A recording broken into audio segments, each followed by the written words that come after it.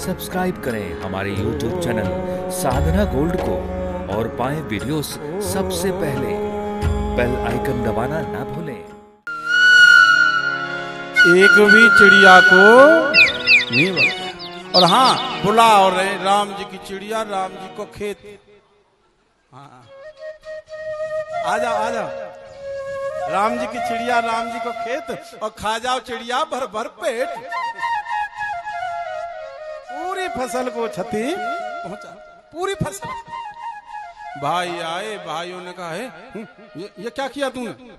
बोले नहीं, अनासक्त भाव से। भाइयों ने कहा फावड़ा हाथ में दे दिया, बोले यहाँ गड्ढा करना है, यहाँ ऊंचा करना है, यहाँ नीचा करना है। भाई चले गए। जड़ भरत महाराज ने सोचा ये सही काम कर दिया तो रोजाना की लूट लगेगी। हाँ, सो जहां ऊंचा करना था वहां तो नीचा कर दिया।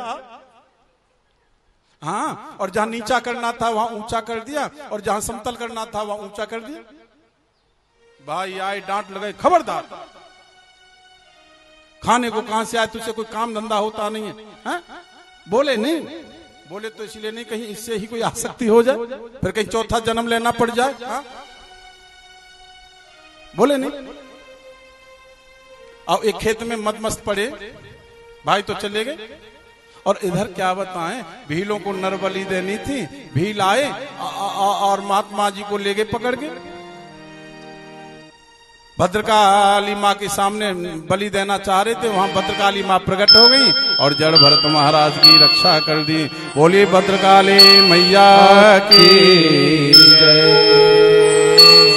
और इधर सिंध सौवी देश का राजा था, पालकी में सवार होकर के जा रहा था, जिसका नाम था रहुगण। क्या नाम था? रहुगण। रहुगण राजा है, बड़ा अभिमानी है। सो पालकी चला रहे थे ना जो चार कहार, एक कहार थक गया, सो एक का नए कहार की जरूरत पड़ी।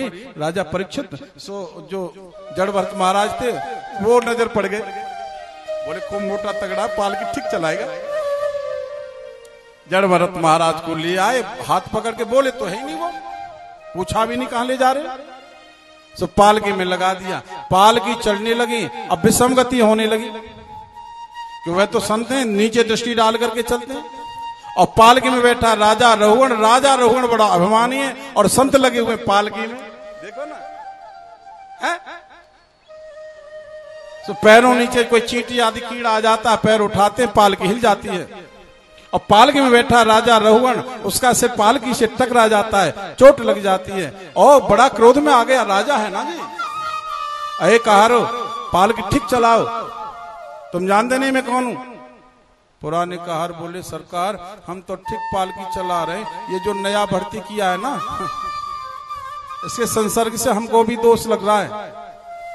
राजा रहुगण ने देखा जड़ भरत की तरफ, कहा देखने में तो बड़ा मोटा तगड़ा है, पालकी ठीक नहीं चलाता, तुझे मालूम नहीं है मैं राजा हूं, पालकी ठीक चलाओ नहीं तो तुमको मैं ऐसे दंड दूंगा जैसे यमराज के दूत पापियों को दंड देते। जड़ भरत महाराज ने सोचा कि मैं बोलूं ना हूं, लेकिन वह तो अनाप शनाप बकने लगा है, अनाप शनाप महात्मा का अपमान करने लगा। जड़ भरत महाराज ने सोचा आहा, आज तो मुझे बोलना ही पड़ेगा, और आज नहीं बोला तो संतों का नाम बदनाम हो जाएगा। और एक साथ बोली त्वयोदितम व्याक्तम विप्रलब्धम भर्तु समीशादवीर भार गंतुर यदि शादधिगम्य मध्वा पीवेति रासो न विदाम प्रवादम त्वयोदितम व्याक्तम विप्रलब्धम भर्तु समीशा ददवीर भार। हाँ राजा तुम सच कहते हो, लेकिन तुम तो बैठे रहो, भार है तो ढोने वाले के लिए भार है, तुम पे क्या आपत्ति है? आप मुझे दंड दोगे लेकिन मैं फिर भी नहीं बदलूंगा, मैं अपनी स्थिति में ही चलूंगा, मैं अपनी स्थिति में रहूंगा। क्योंकि तुम दंड दोगे तो मुझे दंड नहीं दोगे, इस शरीर को दंड दोगे। किसको दंड दोगे? शरीर को। और मैं बदलूंगा नहीं, आप मुझे दंड दे ही नहीं सकते, मैं नाम आत्मा का है और आत्मा को कोई दंड दे नहीं सकते। और आपने कहा मोटा तगड़ा है। तो देखो राजा क्या बताऊं, मोटा होना, पतला होना, काला होना, यह तो भाई शरीर का धर्म है। जन्मना मरना ये शरीर का धर्म है। तो राजा शरीर बदल सकता है लेकिन मैं नहीं बदलूंगा।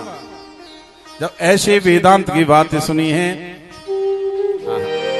राजा समझ गया, आहा यह तो कोई वास्तव में संत महापुरुष हैं। कौन है? बस पालकी से नीचे उतर आया, कहा महाराज मुझे क्षमा करो, आप कौन हैं? राजा ने कहा आप अपना परिचय दो। जैसे ही राजा रघुवर ने परिचय मांगा, भरत जी बोले राजा फिर गलती कर रहा है, मैं तुझे अपना क्या परिचय दूं? जो तू है वही मैं हूं और जो मैं हूं वही तू है, और मुझसे परिचय मांग रहा। भाई जैसे सूर्य की धूप में 1000 घड़े रख दिए जहां पानी भर के, सूर्य की धूप में 1000 घड़े पानी भर के रख दिए जाएं तो सभी घड़ों में अलग अलग उसका प्रतिबिंब नजर आएगा नहीं आएगा? अब कोई कहने लगे सूर्य 1000 हो गए, सूर्य 1000 नहीं है, सूर्य तो एक ही है, अनेक नहीं है। ऐसे ही उस सूर्य रूप परमात्मा का प्रतिबिंब ही आत्मा है। बात समझ में आई? उस सूर्य रूप परमात्मा का प्रतिबिंब ही आत्मा है जो अंतःकरण में दिखता है। अब बता तुझे क्या परिचय दे दूं मैं? राजा बोला महाराज और थोड़ा सरलता से समझाओ मुझे, मैं समझा नहीं। राजा ने कहा महाराज एक बात बताओ। बोले क्या?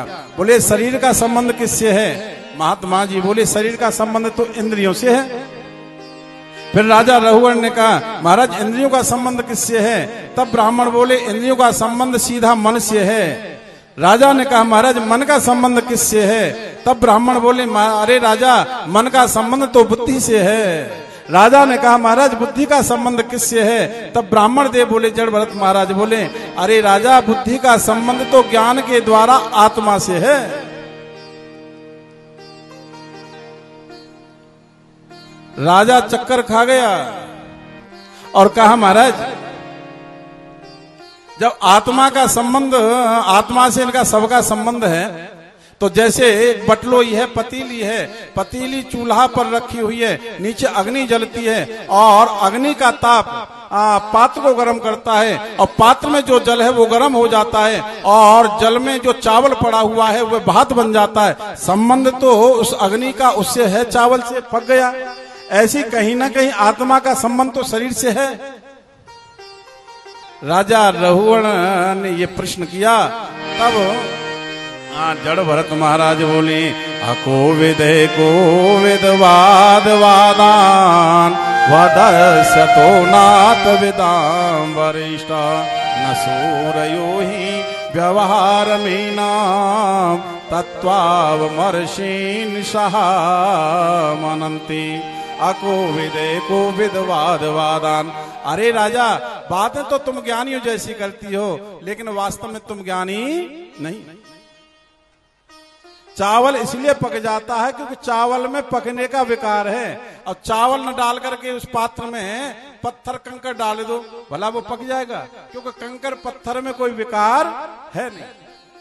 और कहा राजा जो तू बातें कर रहा है व्यवहार की बातें कर रहा है और मैं जो बातें कर रहा हूं परमार्थ की बातें कर रहा हूं, और व्यवहार बदलता रहता है, परमार्थ कभी नहीं बदलता, व्यवहार बदल जाता है। जड़ भरत महाराज ने कहा हे राजा रघुवर यह जो संसार है एक रास्ता है। क्या है? रास्ता। जिस रास्ते में जीव रूपी व्यापारी घूम रहे हैं, जीव रूपी व्यापारी घूम रहे हैं। कभी दुख आता है तो वह दुखी हो जाते हैं और कभी सुख आता है तो सुख प्रसन्न हो जाते हैं, लेकिन वास्तव में सुख और दुख नाम की कोई सत्ता होती नहीं है। तुम अपने आप को पहचानो, सारे दुखों की निवृत्ति हो जाएगी।